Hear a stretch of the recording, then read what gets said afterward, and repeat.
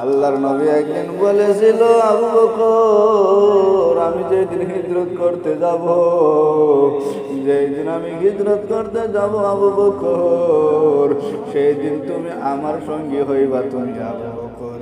এই কথা বলার সঙ্গে সঙ্গে মায়ার নবী, আমার দয়ার নবী ওইখান থেকে সাইড হয়ে গেলেন। যাওয়ার পরে একদিন যখন নাকি ওইখান দিয়ে যাওয়ার পর 6 মাস পরে একদিন মায়ার নবী হিজরত করতে যাবে।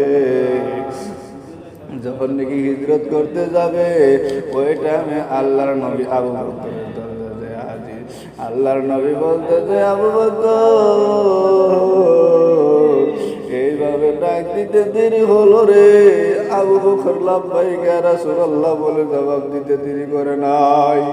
আবু বকর যখন নাকি বলে লাব্বাইক ইয়া রাসূলুল্লাহ ইয়া হাবিবাল্লাহ, আবু বকর তুমি কি ঘুমাও না?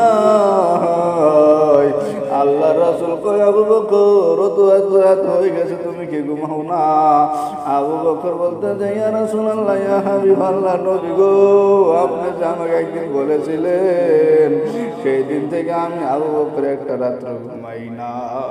আবু বকর বলতে যে, ইয়া রাসূলুল্লাহ ইয়া হাবিবাল্লাহ, নবী গো দরজার ভিতর দরজার কিনারে দাঁড়ায়া দাঁড়ায়া আমি আবু বকর আপনার অপেক্ষায় থাকি, কোন সময় জানি মায়ার নবী আমাকে ডাক দেয়, সেই জন্যই আমি আবু বকর এই দরজার কিনারে দাঁড়ায় আসি। ইয়া রাসূলুল্লাহ ইয়া হাবিবাল্লাহ, আজকে 6টা মাস হয়ে গেছে, হুজুর গো আমি আবু বকর পিটানোর পিছনে পিঠ লাগাই না গো নবীজি গো। ইয়া রাসূলুল্লাহ ইয়া হাবিবাল্লাহ, আজকে 6 মাস